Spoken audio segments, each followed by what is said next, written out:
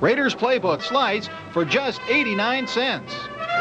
By Paul's TV, the king of big screen television. Your next big screen TV is just a phone call away. And by Head Start Computers, the official computer of the Los Angeles Raiders.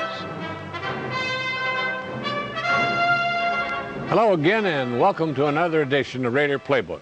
I'm Tom Harmon. Bo Jackson gained 159 yards and 13 carries, including a 92-yard run to lead the Raiders to a very impressive 28-7 victory over the defending AFC champion Cincinnati Bengals last Sunday. It was an aggressive Raider offense led by Jackson, Willie Gault, and Jay Schroeder. They racked up a total of 429 yards total on offense and 28 points, while the Raider defense physically beat up on the Bengals, holding them to 7 points. Looking at the current AFC West standings, the Raiders now own sole possession of second place, trailing the front-running Broncos by 2 games. If the season were over today, the Raiders would have had the first wild card spot and would play host to the Cincinnati Ball Club in the wild card game. Joining me now to talk about that Raider win over the Bengals is Rich Marotta. That was a good one. Nobody expected them to win it. Not like that, Tom. You remember a week ago here on the show, I said I thought that the victory over Washington was the Raiders' best performance considering the opposition over the last few years. And you can just scratch that because I think they did themselves one better this past week against Cincinnati. Well, they say you should come on heavy and hard at the end, and I think the Raiders are building to that because, as you say, they are getting better every week, appear that way. Well, there's no question about that. They've really got something rolling right now. Coach Art Shell has talked to the players about this being a snowball picking up steam and rolling downhill, and that's exactly what happened.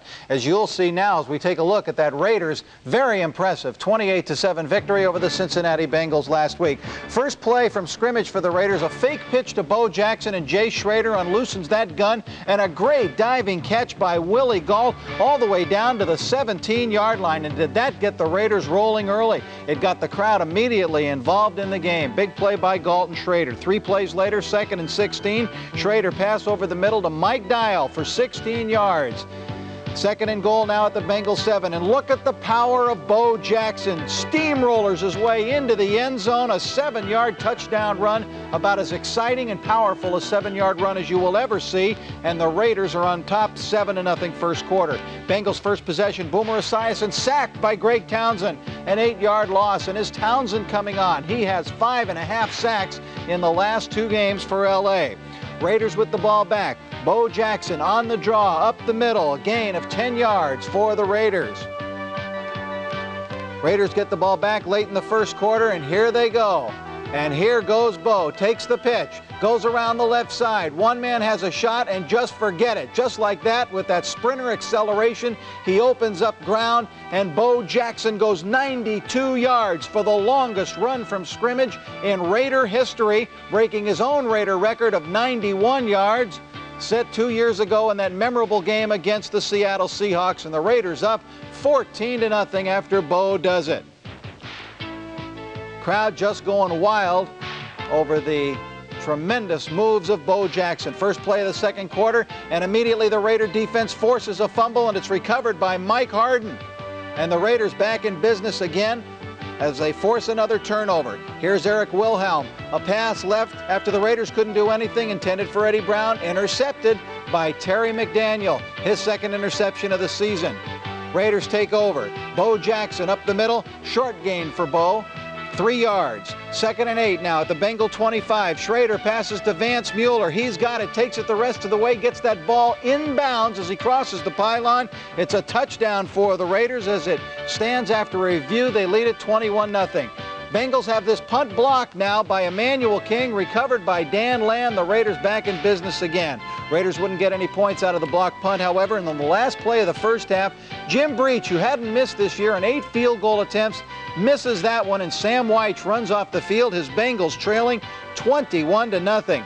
Bengals open up the second half with the ball. Wilhelm passes deep down the left sideline. Eddie Brown has that one, and he has a pickup of 41 yards on the play and hope for the Bengals, but they've lost too many players. Cincinnati now faced with 4th and 5. Wilhelm's pass past the outstretched reach of McGee, incomplete. The Raiders take over on downs. Here's Schrader under a heavy rush.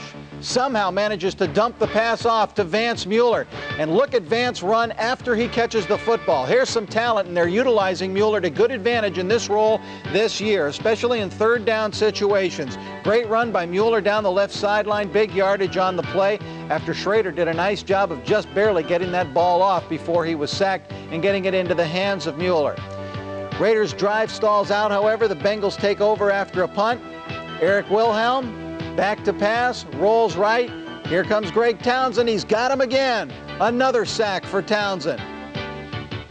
Raiders with the ball. Late third quarter. Schrader passes to Gall at the Cincinnati 40. He cuts toward the other side of the field. Gets a tremendous block from Mervyn Fernandez. He blasts the man out of the way. And Willie Gall goes 84 yards for a touchdown for the Raiders.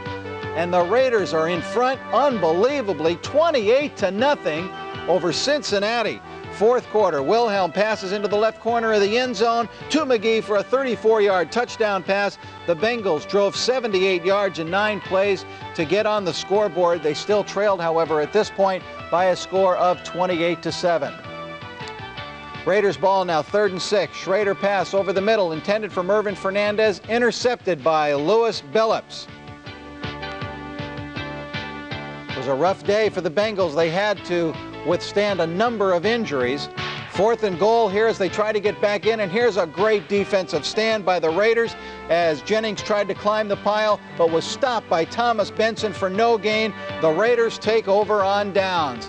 Big defensive performance by the Raiders. Late in the 4th quarter, Wilhelm scrambles forward, fumbles.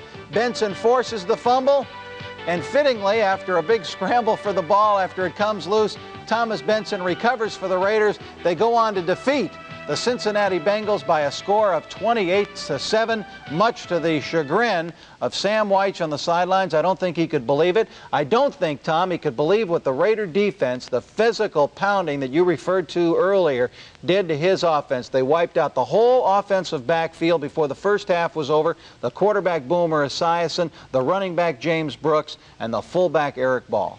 Well, that was the result of very hard hitting and good tackling, and I'm delighted to see the Raider defense do that.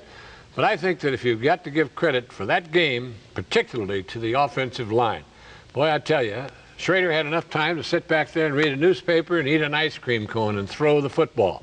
You don't unload for 70 yards unless you've got time to throw. That offensive line has come a long way since the beginning of the season, much maligned early, especially Rory Graves. I can remember when he was called for several holding calls early in the season, but he has come on. That whole offensive line has come on, and it's holding the Raiders in good stead right now. They're just meshing, like putting everything together at the right time, and it's a wonderful sight to see because the Raiders, as they say with the old cliche, they're back to playing Raider football. Well, there's no question about that, and I think the atmosphere around El Segundo continues to reflect that type of relaxed, happy, family atmosphere. It's resulting, that happy atmosphere is resulting in increased intensity on Sunday, and it's resulting in the thing that's always been so important in the Raider tradition, and that's victory. Well, that's the way it wound up as far as that ball game is concerned, but we got another very important ball game coming up.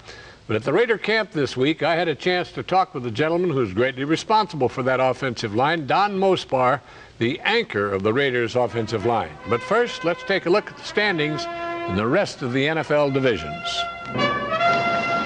Whenever you get around a National Football League player, it'll give you an idea of just how small you really are. This young gentleman on my right happens to be Don Mosbar, the center, the middle of all the action as far as the offensive line is concerned for the Raiders. Don, what are your dimensions? Right now, about 6'6", 280. 6'6", 280, and you have to face that on every play. That'll give you a very busy afternoon. I think you guys in that offensive line are to be congratulated for doing a real good job. Well, I think we're starting to play a lot better as a group together. The last few weeks we've been doing fairly well, and you know, it's just a combination of things. We're getting used to playing next to each other, and everybody's learning the system a lot better, and I think Art being head coach has really gelled things together with the whole team, and it's really looking up for the whole team.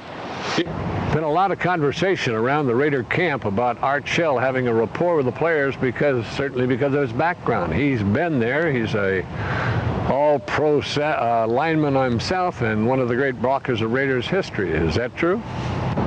Yeah, I think the big thing is that he's been here the last 7 years as a coach, so everybody already knew him. It's not like they had to get to know him, and they knew what he was about, and that he was a genuine person, and you can talk to him, and he's not going to, give you any line of bull, and so we have a lot to look forward to still. It's great to build a block for the people that we have back there. Willie Galt and Fernandez and Bo and Jay and Steve and Steve Smith, and I mean the whole group back there is great to block for. Don, I think you and the offensive line can take a large bow for a great job well done, because I think that's greatly responsible for the Raiders doing as well as they have here this season. That's right. We know we don't have to do it perfectly sometimes with somebody like Bo Jackson carrying the ball. As long as we get in their way just enough, that's all it takes. Split second and the Bo is gone. Don, do you notice in the center of that line that there are any particular guys who give you a bad time defensively? Probably all of them do, but pretty much all of them. It's a battle every week. I mean, there's not many slouches in the NFL, and it is. It's if you're not ready every week, you're going to get your lunch handed to you. Well, I would imagine that's true, and yet by the same token, that's some of the areas with everybody who is usually getting injured has happened right in the center of that line, where you get all the offensive and defensive crashing. Yeah, the center and the guards, they get people falling on both sides of them usually, and you may be more apt to get some injuries, but it's a violent game. You're going to get hurt playing any position. Don, the Raiders are in very good position now. The season halfway over, and you're certainly in really good shape for a wild card berth, if not winning the division, and that still isn't an impossibility. Yeah, well, we're not really concerned ourselves with what happens with the playoff picture, because we know that as long as we're doing what we're doing now, then it's all going to take care of itself. I mean, it's a cliche, but that's true. I mean, as long as we stay focused on each week in this particular week, we're going to be there. We're going to be in the playoffs.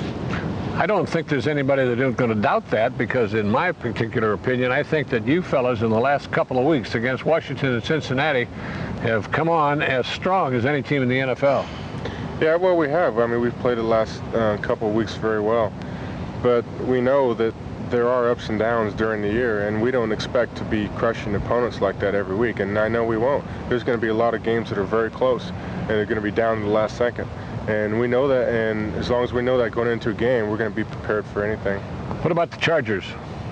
They are a very good team. I mean, their defense is really getting after guys. I'm just speaking from my point of view, looking at their defense, and their pass rush is really good. They have a lot of quality up front linemen, and it's definitely going to be a big challenge for us this week. Well, you've certainly been a credit to the Raiders this year, young man, and best of luck out there this coming weekend against the Chargers, as well as the rest of the season. And